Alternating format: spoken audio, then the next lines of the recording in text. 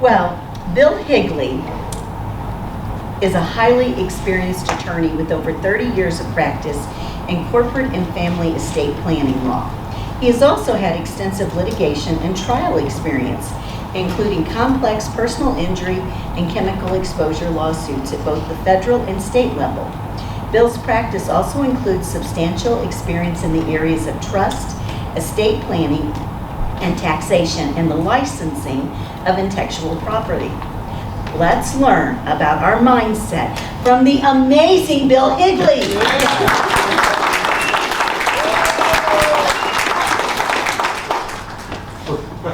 Well, since I'm going to talk about mindfulness here, I'd like to encourage you to pay attention. Okay, to begin with. All right. This is the I guess we call it the mindfulness moment. Somehow we changed from the marketing moment to alternating with the mindfulness moment. So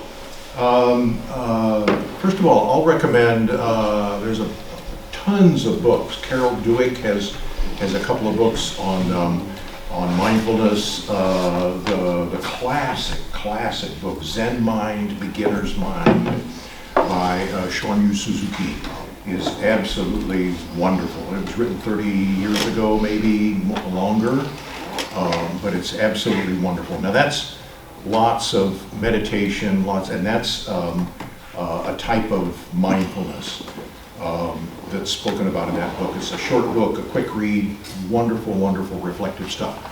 So what I'm going to talk about today is mindfulness in the sense of paying attention. I'm not going to talk about mindfulness in the sense of meditation or getting to a state where there are no thoughts or getting to a state where you are beyond thought. I'm going to talk about that. I'm going to talk about paying attention and consciously focusing the conscious mind on a task at hand.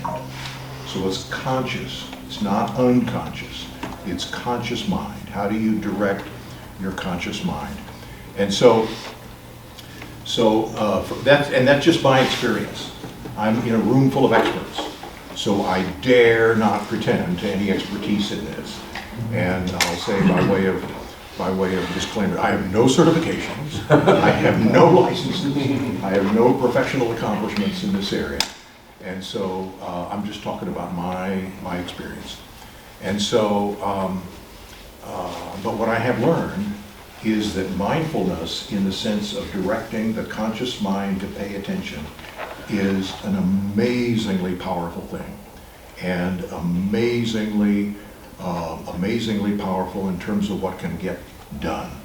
A violinist with the symphony years ago, his name's Darwin Apple, he's long retired now. But Darwin told me, he used to live next door to him in an adjoining apartment. I'd go over and turn the pages while he would practice. Sometimes sit at the piano and turn pages for him to practice. And he said to me about practice one time, he said, "It is amazing what you can accomplish in 5 minutes of concentrated practice." 5 minutes. And so that 5-minute segment has kind of become something to focus on. Let's just do this for 5 minutes. Let's get this done for 5 minutes, okay?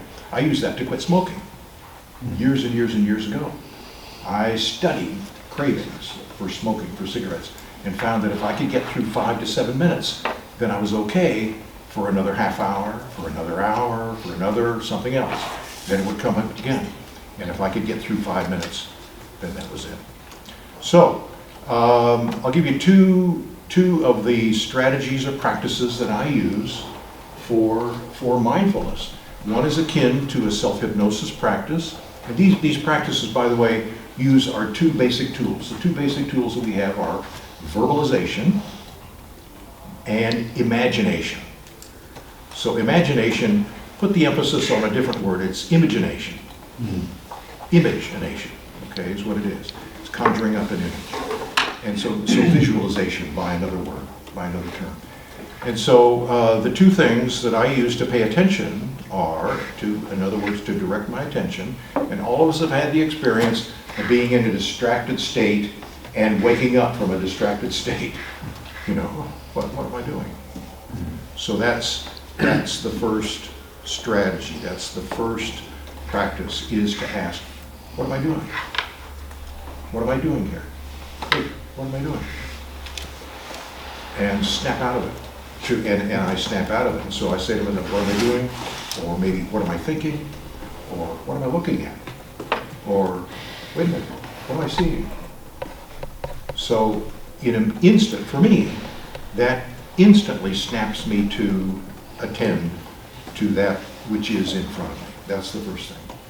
The second thing is very akin to self-hypnosis, and even lapses over into that.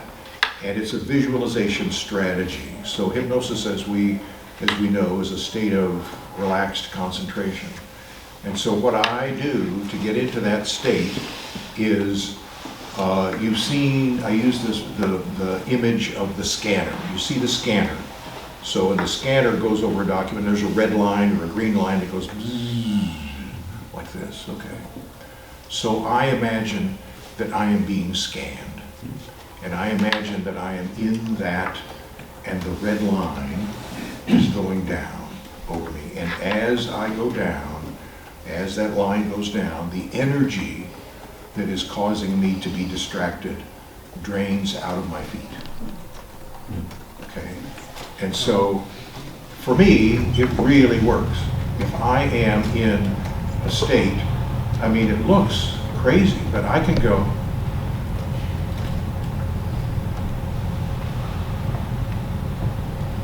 and I almost lose my balance because I'm so relaxed, okay?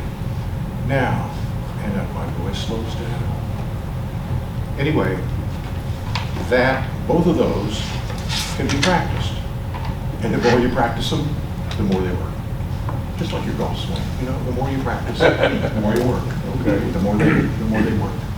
And so that's why that little tiny practice of just the scanner line going down. It also works if you imagine yourself in a vat of water or a tub of water, in a tank of water, and the surface of the water is going down over you, going down. That works just as well. But the point is that it goes down. So some hypnotherapists start from the feet and work up.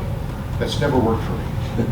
The relaxation, I start from the feet, and it goes down, and everything goes down.